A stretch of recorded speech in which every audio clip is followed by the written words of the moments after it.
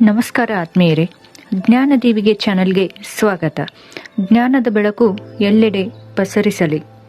ಕೆಲವು ಪ್ರಶ್ನೆಗಳು ನಮ್ಮ ಜೀವನವನ್ನೇ ಬದಲಾಯಿಸಬಹುದು. ನೀವು ಯಾವಾಗಲಾದರೂ ನಿಮ್ಮನ್ನೇ ಈ ಪ್ರಶ್ನೆಗಳನ್ನು ಕೇಳಿಕೊಂಡಿದ್ದೀರಾ? ನಾನು ನನ್ನನ್ನು ನಿಜವಾಗಿ ಗೌರವಿಸುತ್ತಿದ್ದೀನಾ? ನನ್ನ ಮನಸ್ಸು ನನ್ನ ಮಾತು ಕೇಳುತ್ತಿದೆಯಾ, ಅಥವಾ ನಾನು ಅದಕ್ಕೆ ಗುಲಾಮನ? ಈ ಪ್ರಶ್ನೆಗಳಿಗೆ ಉತ್ತರ ಹುಡುಕುವ ಒಂದು ಕಥೆ ಇಲ್ಲಿದೆ. ಪರ್ವತಗಳ ನಡುವೆ ಒಂದು ಮೌನ ಆಶ್ರಮ. ಅಲ್ಲಿ ಒಬ್ಬ ಮಹಾನ್ ತನ್ನನ್ನು ಕಂಡುಕೊಂಡಿದ್ದ. ಈ ಕಥೆ ಕೇವಲ ಶಿಷ್ಯನದ್ದಲ್ಲ, ಇದು ನಮ್ಮ ಅಂತರಂಗದ ಯುದ್ಧ. Self control, self love, self respect ಇವು ಪುಸ್ತಕದ ಪದಗಳಲ್ಲ, ಇವು ಆತ್ಮಜಾಗೃತಿಯ ಹಾದಿ. ನಾವು ನಮ್ಮನ್ನು ಅರಿತಾಗ ಜಗತ್ತು ನಮ್ಮನ್ನು ಬದಲಾಯಿಸಲು ಸಾಧ್ಯವಿಲ್ಲ.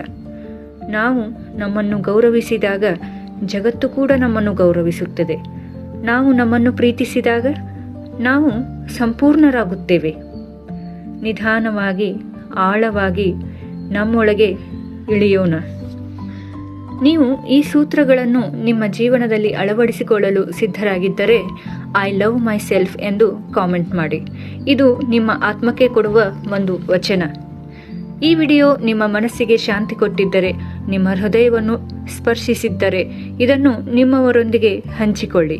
ನಿಮ್ಮ ಒಳಗಿನ ಶಕ್ತಿಯನ್ನು ಎಚ್ಚರಿಸುವ ಇನ್ನಷ್ಟು ವಿಷಯಗಳಿಗಾಗಿ ಚಾನೆಲ್ ಸಬ್ಸ್ಕ್ರೈಬ್ ಮಾಡಿ.